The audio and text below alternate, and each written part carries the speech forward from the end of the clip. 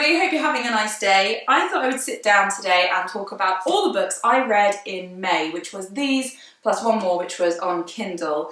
And I read some really good books this month. I might even do some individual review videos for them because I want to go into a bit more detail on a couple of them, but can't wait to tell you about them. I really did read some excellent books this month, and please do excuse me if I'm melting a little bit during this video. There's a big window here, which is part of why I film in here, because the lighting is good, but I am slowly baking.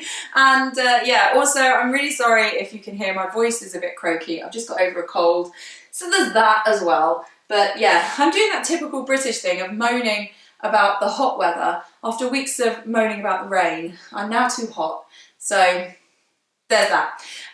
Anyway, I'm going to go through these books in the order that I read them, and the first book that I read this month was The Humans by Haig, and I read The Midnight Library, I think February or March. It was a book club read, and I quite enjoyed it. And I was walking past someone's house and they had a table out giving away some books that they didn't want anymore, and this was amongst them, and I thought, ooh, I've not read anything else of his, so I'll pick that up. Humans follows a character called Professor Andrew Martin, and when the book starts, he is walking naked through Cambridge, and he doesn't seem to understand quite how conversations work and how things work. He seems a bit odd, and it quickly transpires that he is in fact an alien that has taken over the life of Andrew Martin, and the book follows him as he tries to complete a mission on Earth and as he kind of gets to grips with human life.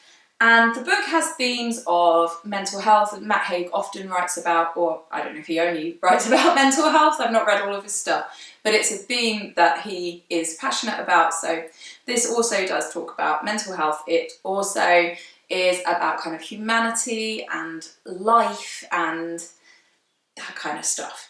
And I did quite enjoy this. I like Haig's writing style. The chapters are always really short. They're kind of a page or two, so you can dip in and out of his books really easily.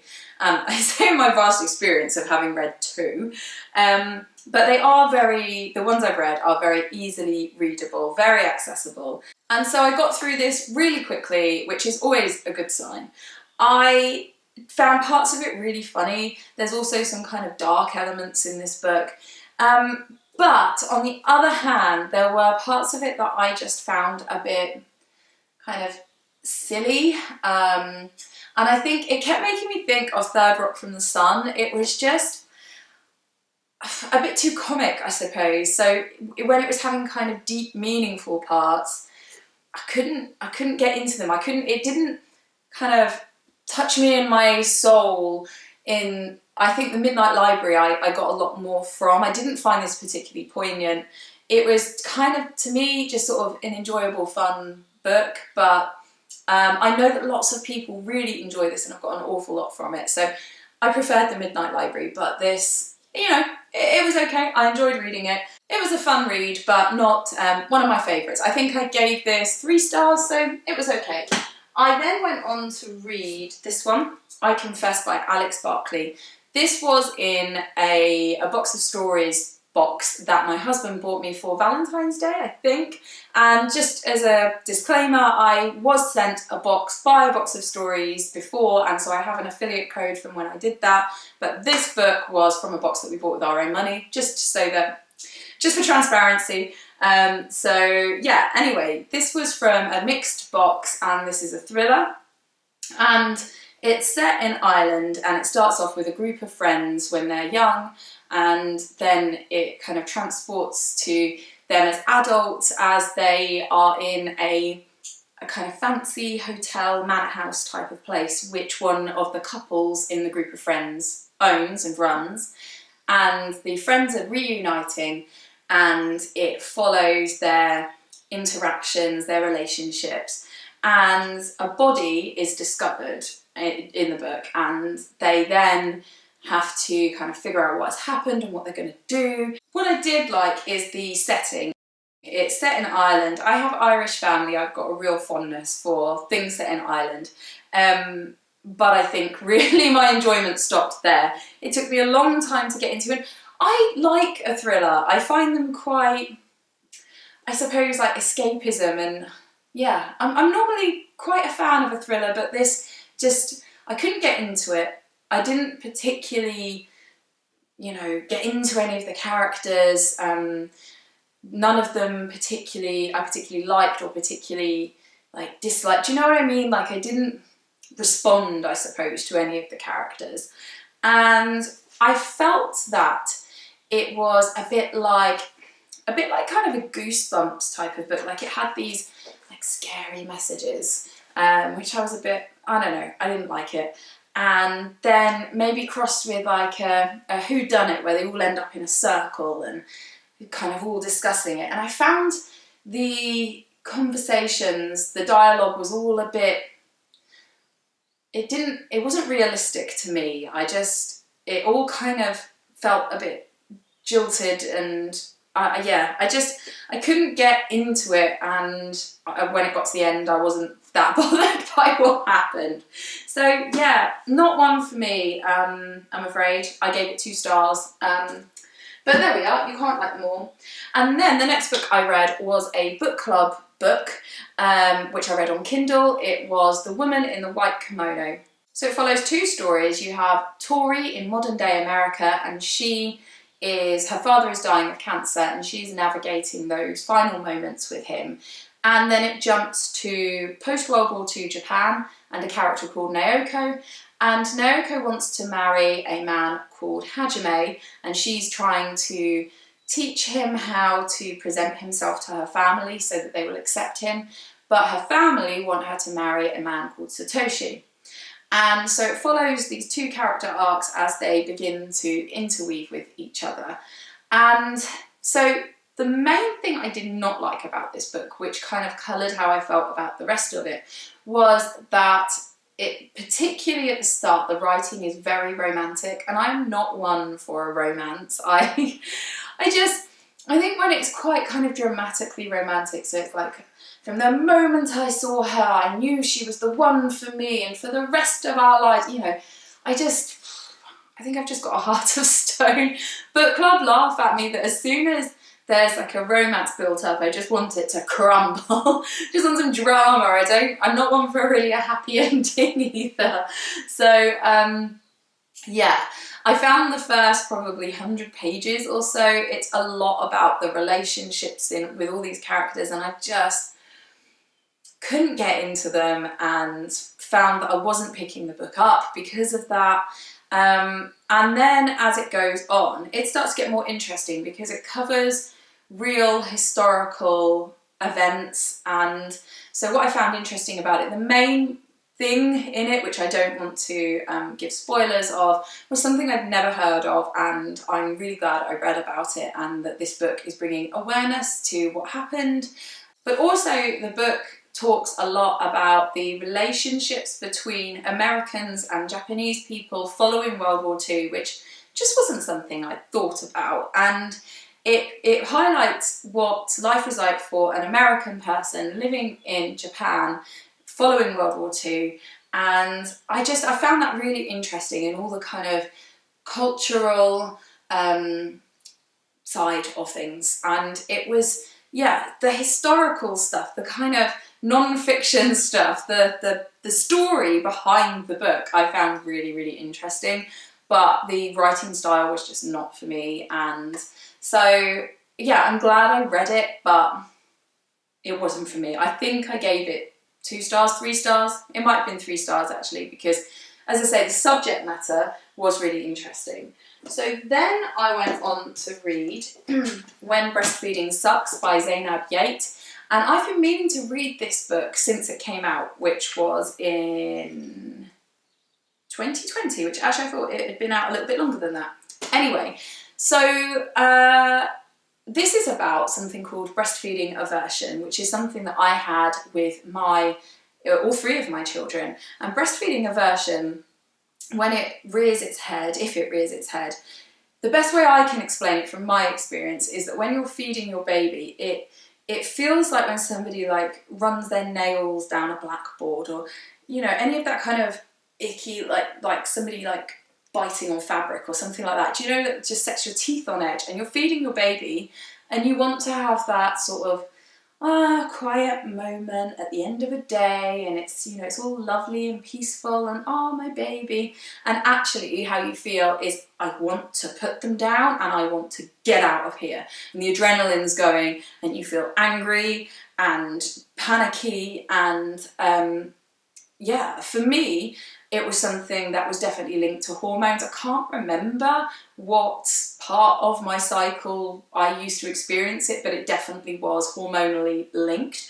But what I found interesting in here is Zainab examines the psychological side of things. So the fact that, yes, it might be exacerbated by things like stress or hormones, but that actually there seems to be some kind of foundation in psychology. So for things like having a really hectic life and balancing a lot of things, and the stress around your life and the links you've built up between things, it's really, really interesting. So it's like a psychobiological thing.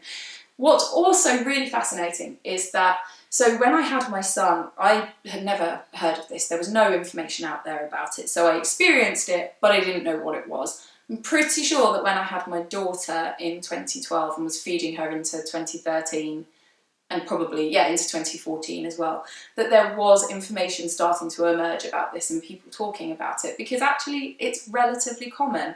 And Zainab is the person who puts all the information out there, basically. She has a website, which I forget what it is, but I'll link it below. It might be breastfeedingaversion.co.uk, but I could be wrong. I will link it. She's written this book. She has sort of conducted studies. She runs a Facebook group for people to share, to sort of support one another and share tips for dealing with this. So yeah, this just wasn't there. So as soon as this book came out, I wanted to have a read. And people don't like to talk about the negative aspects of breastfeeding, which was, when I wrote Milk, that was a part of why I think breastfeeding should be warts and all. And it's unfair to paint a romantic picture of something, of motherhood, of any kind of human experience, because then if your experience doesn't match that picture, then that can make you feel awful, absolutely awful. And it's about expectations, and things aren't always picture perfect, you know. And so I love that she's writing about people having negative feelings to do with breastfeeding. It's so important. What I also love is the uncertainty. You'd think I wouldn't like it, but I do like it. Try and find, where is it? Okay, so here we go. I cannot deduce that aversion exists because I don't have proof for it, least of all medical proof. I cannot necessarily infer that aversion exists because there are not enough direct reasons to infer it from scientific research that has been conducted on mothers who struggle with it. But I can abductively come to the conclusion that aversion exists because there are enough pieces of observational information.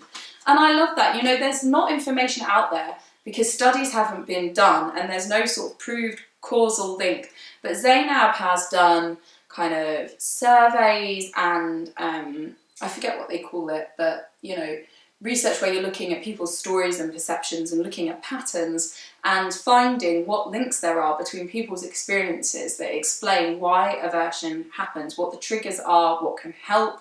So I love this. This is absolutely brilliant. I'm so glad this is out there, and if this is something you experience or somebody you know experiences, this is such a useful book.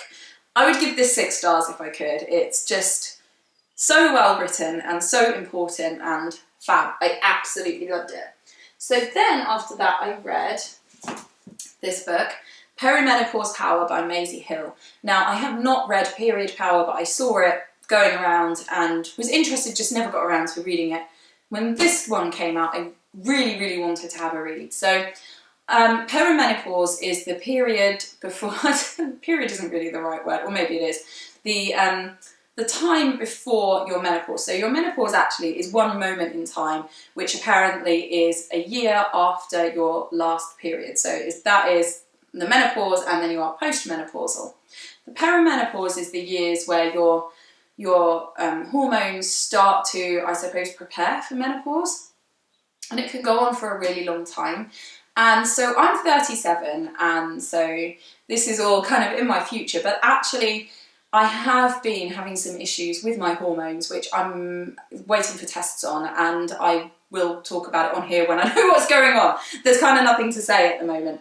But this book was something that I wanted to read to have a better idea of how hormones work, what I could be experiencing, you know, just get some more information. This is so well written and so well researched. It's just, everything is in here. How the hormones work, you know, why the symptoms that you can experience with menopause happen, how you can alleviate those. One of the really important things in here is it talks about HRT. Now, my understanding of HRT was that it's linked with breast cancer. And apparently that's all based on a really flawed study. It goes into masses of detail in here, and it's a really widely held misconception that has resulted in lots of women not seeking HRT, and that can have knock-on effects of things like heart attacks, like cardiac problems and osteoporosis, and problems with mood and well-being. And, you know, obviously it's not for everyone. That's not me saying like everyone should have HRT. But the point is that people who would have liked to have taken it didn't because of the link with breast cancer. And then potentially could have put themselves at risk of other things, or had a, you know, it's just that whole thing. You should have choice, you should have informed choice. And if people have had kind of a choice, they've made a decision based on something that was misinformation, that's just really not fair. So it goes through all of that, it explains what all the options are and the pros and cons, and it's just really, really well written. And I would say that if you are perimenopausal or pre-perimenopausal, is that a word? I mean, to be honest, you could read this in your 20s and still find it really informative. You can read this if you are not somebody that's going to experience a menopause, but you would like to know how the whole thing works. Maybe you have somebody in your life who is going through this experience, or maybe you work in healthcare and you'd like to know a bit more. I just think that this is fantastic, and people just don't talk about the menopause. I remember my mum going through the menopause, and I remember her having hot flushes. She did talk about it, but not very much. And I think really that's the extent of my knowledge. She had some hot flushes and it sucked. And I think it's sad. I mean, I was a biology teacher. I taught a lot about the menstrual cycle. Why didn't I teach about the menopause, other than just that it is a thing? When your periods stop, that's called the menopause. Why am I not teaching what happens and why it happens? Because it can help you to navigate that experience if you are better informed. So another one that I would say is actually 6 stars if I had a 6-star system. It's just, yeah, really, really good, really important. I learned loads from it. I will dip in and out of this book in the future. Really, really well written, and would very much recommend. And then the last book that I read this month, this was a birthday present from my mum. My birthday was earlier in the month, and this was released this month. So I asked her to pre-order it for me, and I got it when it came out, which was like a week after my birthday. So Rebecca Schiller, I was aware of from, she wrote it says in the back, I think, Your No Guilt Pregnancy Plan and Why Human Rights in Childbirth Matter. And I was also aware of her because she founded an organisation called Birthright. So because of my interest in early parenting and all of that stuff, I had come across her before. She also lives in Kent, so near me, and she has a small holding in Kent, and she is involved in writing workshops, and I know people who've gone to her workshops, and she's involved in like the writerly world. I've never met her, but she's somebody that, you know, certain people just seem to kind of pop up in your awareness. And so, yeah, when I saw that she was releasing this, I was so interested in it. So Earthed is Rebecca Schiller's memoir of when she took on her small holding with her family, with her 2 children and her husband, and it charts the time from when they moved in to basically now-ish.